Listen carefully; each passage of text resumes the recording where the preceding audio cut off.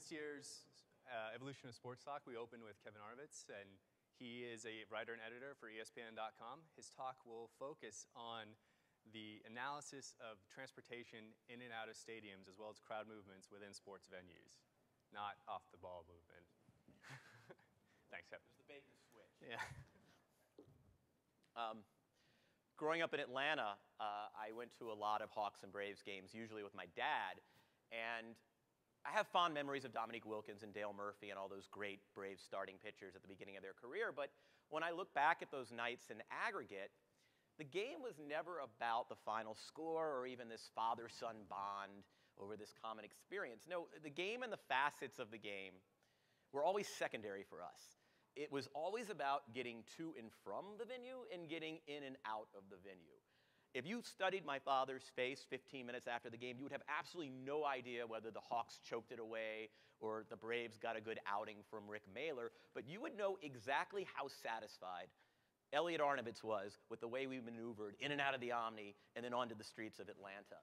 And for my father, ingress and egress, which are industry terms for coming and going, that was everything. He had his systems and contingencies and how we would leave the Omni during a blowout, but then, you know, when the game was close, and which routes were available to him when we got on the streets of Atlanta. And for him, the success and failure of those systems and contingencies, I mean, those were like wins and losses. Since we all ultimately become our parents, I inherited this peculiar obsession. And I've lived near Dodger Stadium for quite a few years now. And as a frame of reference, Dodger Stadium for decades was the cautionary tale of ingress and egress gone bad. Biggest moment in Dodger Stadium history, probably Kirk Gibson's home run, Game 1, '88 World Series. 2 outs, bottom of the ninth, Dodgers down a run. Gibson comes up, he's hobbled, he's going to pinch hit. But if you gather a group of Dodger fans around a dinner table, I guarantee you that within 3 minutes, someone is going to bring up the enduring image of those taillights in the outfield parking lots for the people who left early, flashing simultaneously as Gibson's home run lands in the right field bleachers. And just think about that for a second. Thousands of people felt compelled to leave a one-run World Series game early because they knew that in those days, it could take, on whether you're talking about opening day or a playoff game or a really big series, it could take 90 minutes to 2 hours just to get on the streets of LA. And it wasn't just that, oh, LA is all traffic-ridden and they don't use public transportation. I mean, the reason for this is the Dodgers for decades had no plan whatsoever. I mean, the only factor that governed the Dodger Stadium parking lot was, hey, where do I really feel like parking today? I mean, that was it. You'd drive up, you'd pay your money, you'd drive your car inside, you'd mosey around the 21 terraced lots and 15,000-something parking spaces. You'd find one to your liking. You'd probably trap a couple of spaces between you and the next car, which nobody would find. And, you know, that was it. And the whole thing, meanwhile, was presided over not by traffic engineer specialists, but by a security team, in particular one guy who apparently drove around in a 1947 Army Jeep to make sure nobody was tailgating, and, you know, a few people on the ground, you know, but that was it. It was a disaster. And there's this old trope I'm sure you've heard if you're a baseball fan, which is the Dodger fans, oh, they come in the third and they leave in the seventh. But when you consider what they were up against, you can't really blame them. And so in the 2006 season, the Dodgers finally get smart. Frank McCourt hires this traffic engineering firm, which, by the way, is further evidence that even the worst regimes in history somehow leave something positive in their wake. And, you know, I'd heard that the new plan used a lot of systems analysis, and I wanted to know more, and so I was going to write a story on it. I drive over to Dodger Stadium to meet with Dick Kaku. And Kaku is one of the leading traffic engineers in Southern California, one of the big brains behind what's going to be this new plan. And I remember sitting across this big conference table from him one-on-one in the Dodger Stadium executive offices. And my first question to him was, so what was wrong with the old system? And there's this brief silence, and then matter-of-factly, as if the question were patently obvious, he says, well, they let human beings make choices. And I laughed. It was hilarious. But he didn't crack a smile because to him it was no laughing matter. I mean, here's a guy, an engineer, who has spent his entire life devoted to studying traffic and figuring out remedies to solve it. And the idea that this non-system would be run by, you know, security officers made about as much sense as stadium security being run by a bunch of civil engineers. What was needed was a data-based system established by pros. And, you know, he comes up with this thing called segmented parking or controlled zone parking. And essentially this is what it is. Dodger Stadium has 4 entrance lots. And in the past, people would drive in, like ants, they would sort of scatter. Everyone had their own little system. And what he wanted to do was divide the lot into 4 quadrants. So you'd come in one gate, you'd be assigned, if he had his choice, you would be assigned to a specific spot. But at the very least, you would be assigned to one area, and then you would have to leave the stadium through that same gate. So 4 sublots in effect. Now, it's much harder than just slicing up Dodger Stadium like a pizza. The first thing that engineering and analysis team did in the season prior was they started collecting data. And in this respect, they're not much different than front offices who use VORP or DIPS or whatever metric to evaluate talent in order to build a roster. And so, for instance, they wanted to know the AVR factor at Dodger Stadium. AVR, average vehicle ridership, or the number of people who come to a venue divided by the number of cars. And they didn't just want to know the general AVR factor. They wanted to know the AVR factor on a Wednesday night against a so-so team versus, say, a Saturday night against a glamour team. They wanted to know what percentage of cars came into each gate. Never been collected. They wanted to know zip code data, just so you know where fans coming from. It turns out some cool stuff emerged, like Giant fans in LA concentrated in the San Fernando Valley for some reason. And when the Giants play, that means the Golden State gate gets this disproportionate number of cars. Chicagoans and expat New Yorkers in LA tend to live on the west side. So on those games, the Sunset Gate, which services that area, tends to get a large volume. So as the data comes in, they sort of build and refine this system.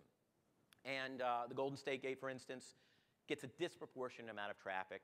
I think something like 16 or 17% more traffic on weekend than weekdays, largely because their families coming from bedroom communities. So what do?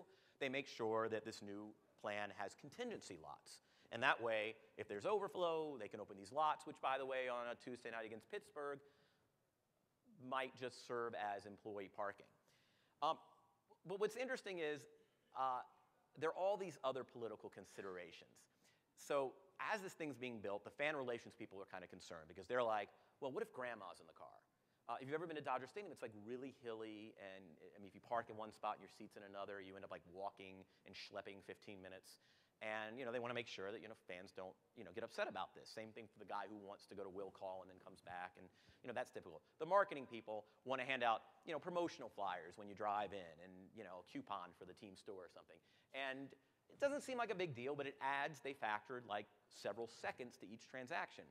Well, you do the math. 12,000 cars coming in. Now you got backups, and it really slows down the ingress process, which is the whole point of this new plan. Season ticket account people, they're taking care of the most loyal fans who buy these 83 games, and they want to make sure that those people with preferred parking passes, don't get confined to these lots. They should be able to park near their seat, and which further kind of erodes the system. And then the bean counters have this brilliant idea, which is, hey, let's have an upcharge. So if you're an average fan and want to pay an extra $20, then you can be the special guy who flouts the system. So it kind of becomes like this good piece of policy that hits the House of Representatives floor. And, but by the time all these political interests get involved, the bill's not so good. But to the Dodgers' credit and the engineering team's credit, they kind of come to a certain piece. And 90 to 95% of the system is preserved. Kaku doesn't get what he wants, which is you are assigned to this specific spot. But by and large, the integrity of the system is preserved. Now, as the 2007 season gets underway, the biggest hurdle is not the system itself, it's getting everybody to buy in. Because any engineer will tell you, hey, you can devise the most perfect system based on the most pristine data, but unless the people who are implementing this thing and participate in this thing buy in, you're not going to get the desired results. And fans in LA go bonkers. Because you've got families who, like, for 50 years, they have the way they park that station wagon, and they know how to maneuver, kind of like my dad.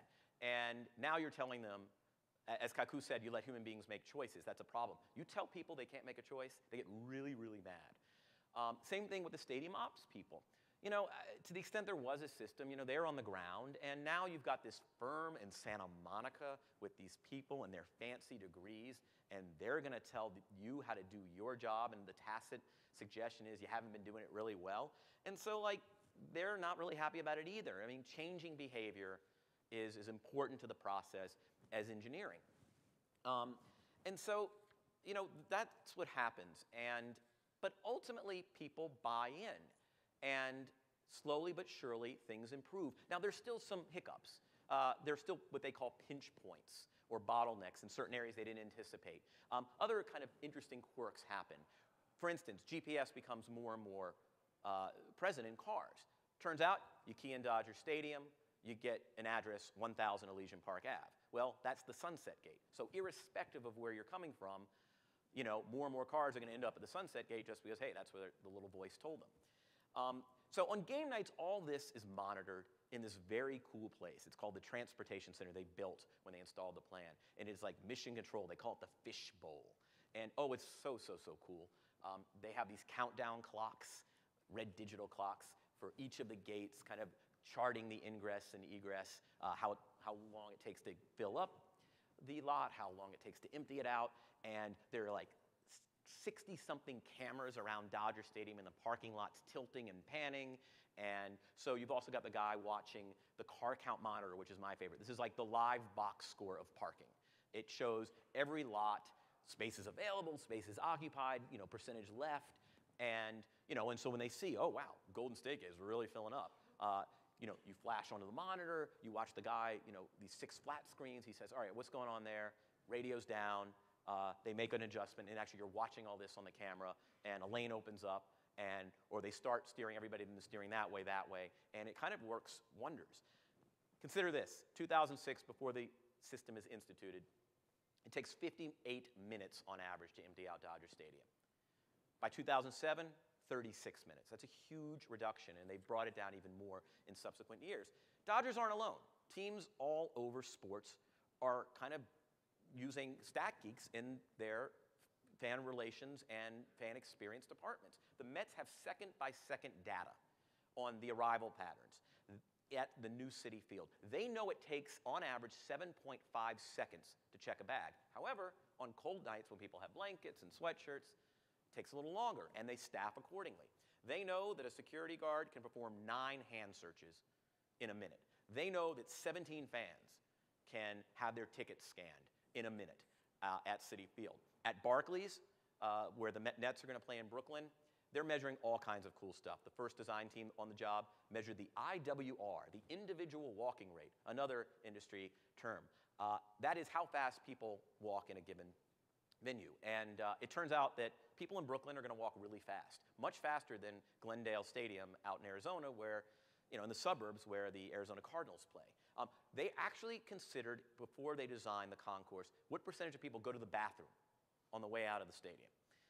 Because what they want to do is make sure that, you know, as you're trying to empty the stadium, people waiting for the people going to the bathroom, and the people going to the bathroom don't, you know, impede people trying to get out of the arena. They considering right now, they're looking at all the data of how people are going to get to the game. Turns out people in the upper bowl, they're much more likely to take public transportation than people in the lower bowl. So what do? When they design the arena, they're going to make sure that their exit routes that go directly from the upper bowl to the subway station and the bus stop, so that, you know, you don't have to do that thing where you come downstairs and you got to circle, figure out where the subway is. The bottom line is that analytics has become essential to not just the front offices doing all this innovation that we're hearing about, but also the fan experience people. And so if you're my dad, and you're somebody who just hates the fact that you have to decide, whoa, do we want to watch the 9th inning from upstairs lest we get caught in this morass of people trying to get out of the stadium, or you're someone who just doesn't like the hassle of getting to and from the game, this is all really, really, really good news. Because what it ultimately is a triumph of expertise over chaos. Thanks. I'll be around if you have any questions.